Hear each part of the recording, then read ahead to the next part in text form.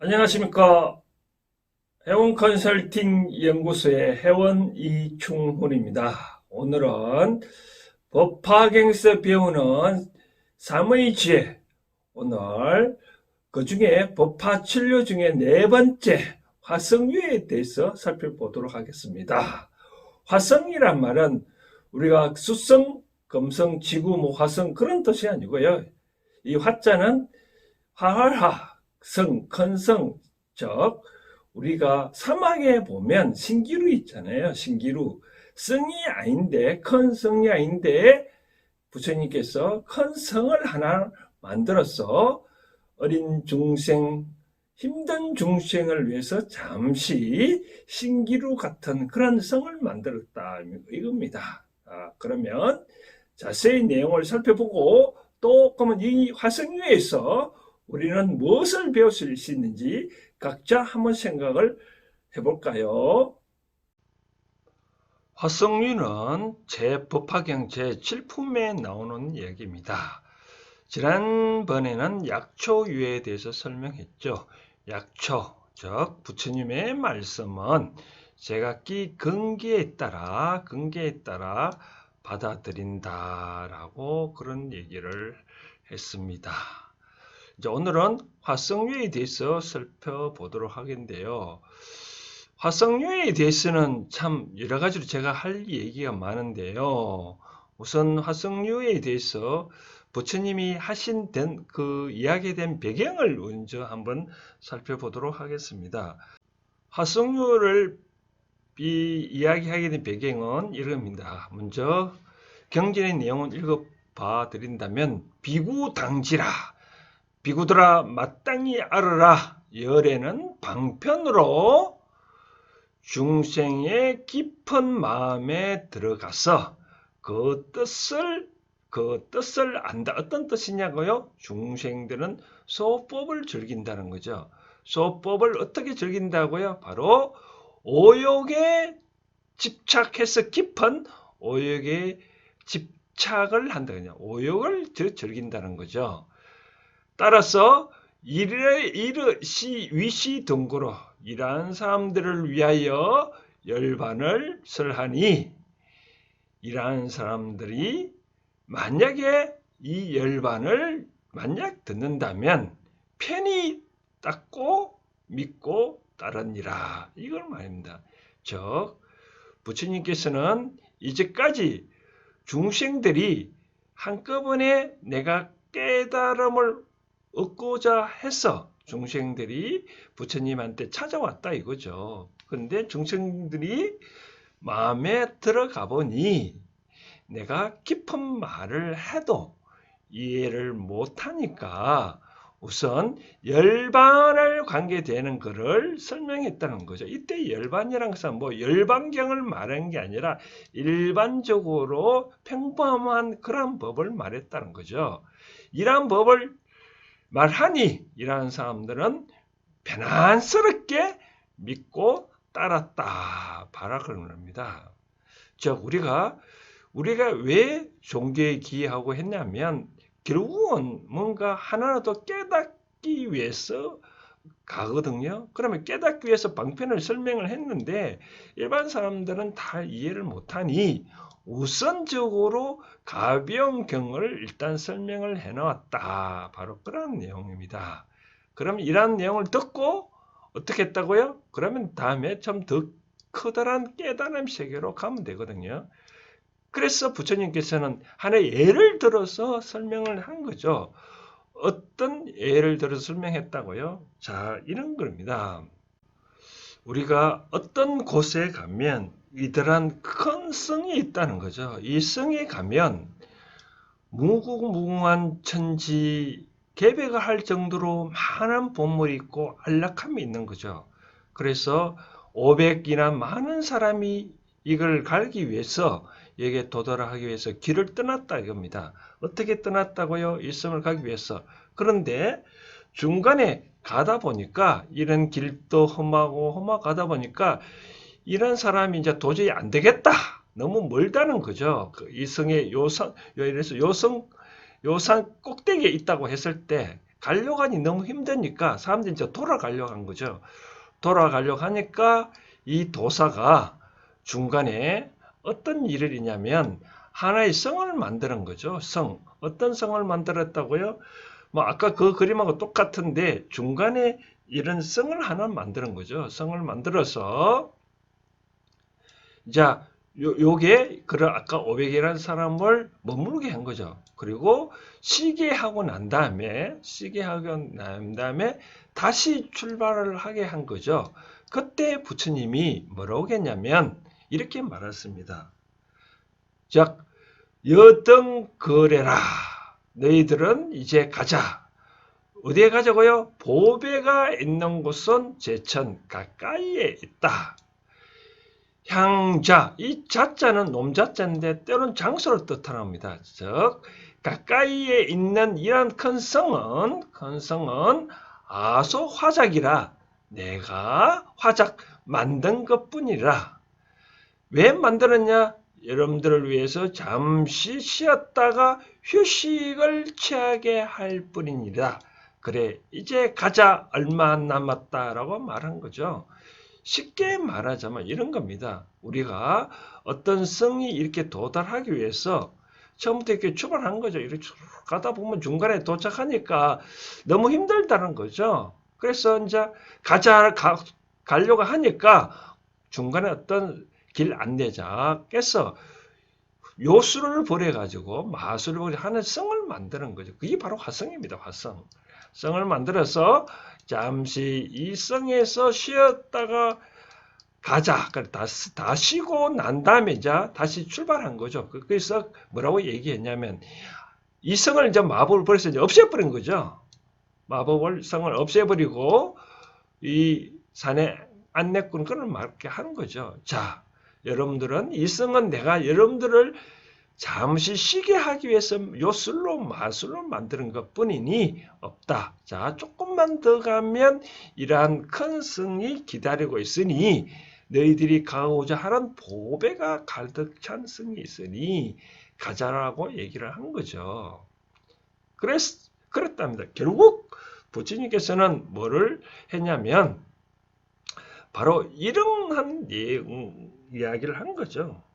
이제까지 부처님이 한 이야기는 이제까지 말씀드린 것은 이 깨달음의 세계 큰 보배가 있는 성에 도달하기 위해서 이제까지 말한 것은 여러분들이 하도 이 성이 있다고 이야기를 해도 못 믿으니 간단한 법, 즉 열반, 간단한 경어를 갖고 간단한 말로 설명을 해놨다는 거죠. 근데 간단한 성을 갖고 간단한 말을 이런 간단한 성을 갖고 말한 것뿐인데 여러분들은 여기에 머물러 있으면 되느냐? 바로 그렇게 얘기를 한 거죠. 자, 이제 화성의 비유를 잘 이해를 했었습니까? 결국은 이렇습니다. 다시 정리를 하면 부처님이 가고자 하는 깨닫, 여러분들이 가고자 하는 성은 바로 이건데 아까 말한 이런 성에 머물면 되느냐는 거죠.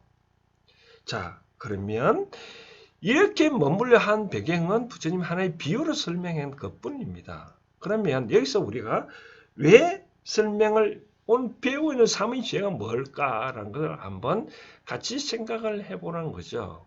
저는 그렇게 생각합니다. 우리가 종교를 갖는 목적이 뭘까요? 종교를 갖는 목적이 다들 어려워서 뭔가 해결하기 위해서 갖지 않을까요? 우리가 종교를 갖는 목적이 쉽게 말해서 절이나 교회나 성당이나 이렇게 또 기타 등등 종교를 갖는 목적이 뭘까요? 이렇게 찾아가는 절이나 교회나 성당에 가는 목적이 뭘까요? 처음에 우리가 삶이 어려워서 뭔가 하나 구하려고 하기 위해서 갔잖아요.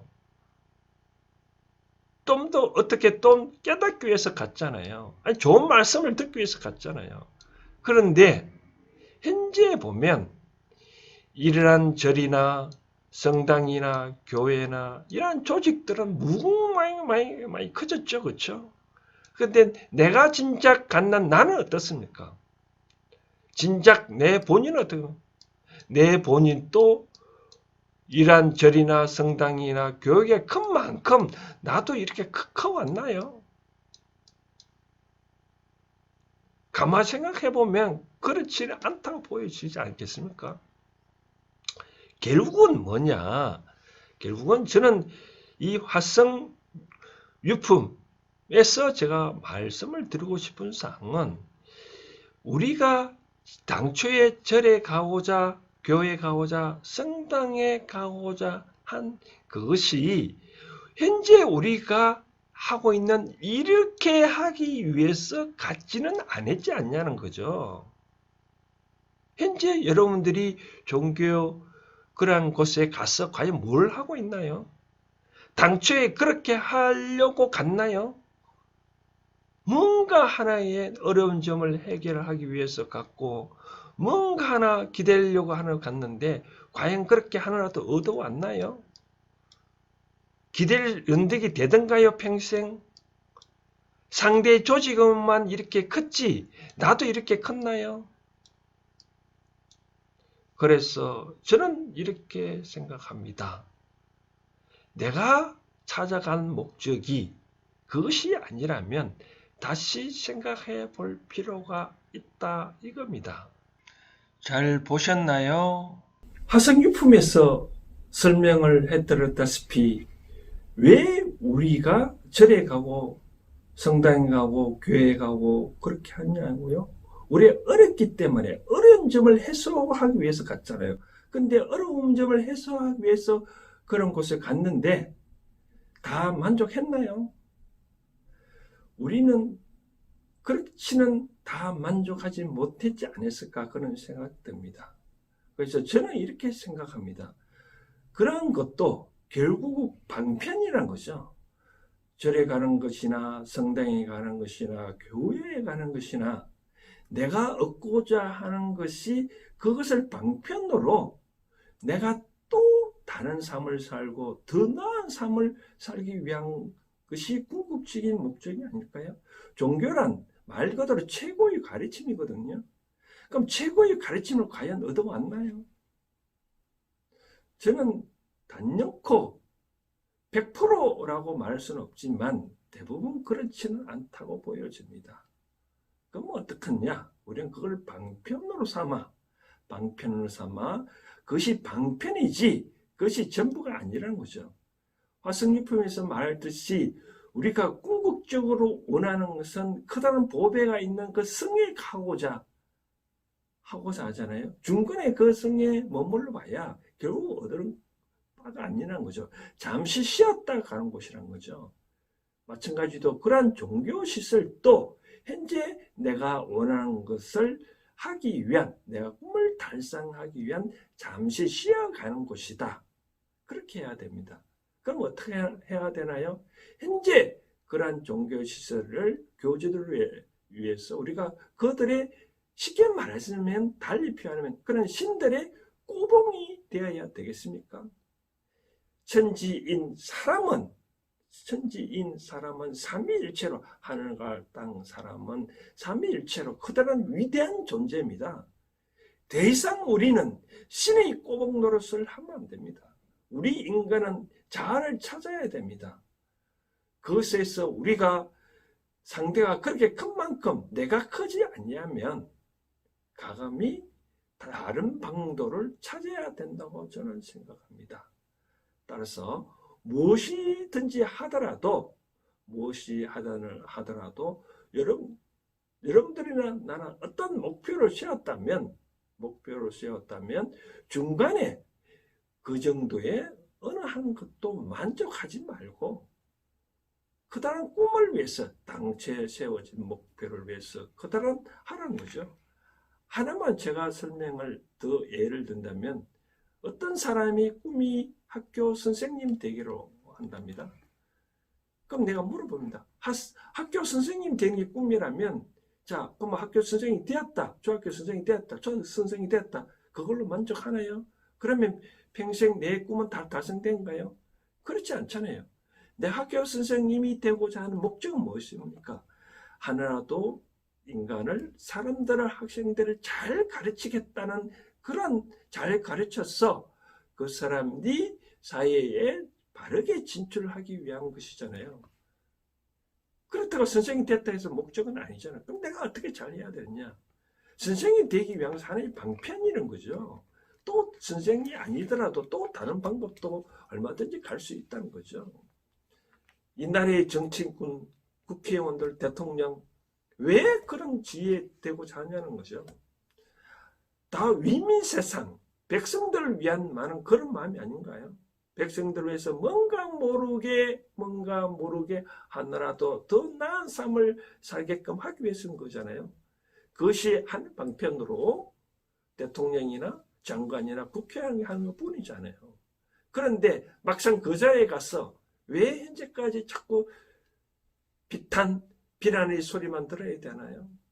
현재 거기에 머물러 떼야 됩니다. 그 이념을 잊어버렸기 때문에 그런 겁니다. 따라서 이제는 우리가 화성유품을 잘 생각해가지고 내가 처해진 현재 상황, 그런 것이 혹시 내가 중간에 잠시 머물러 있는 성이 아닌지 한번 생각해 봐야 될 것이라 저는 생각되어집니다. 오늘은 여기까지 하겠습니다. 감사합니다.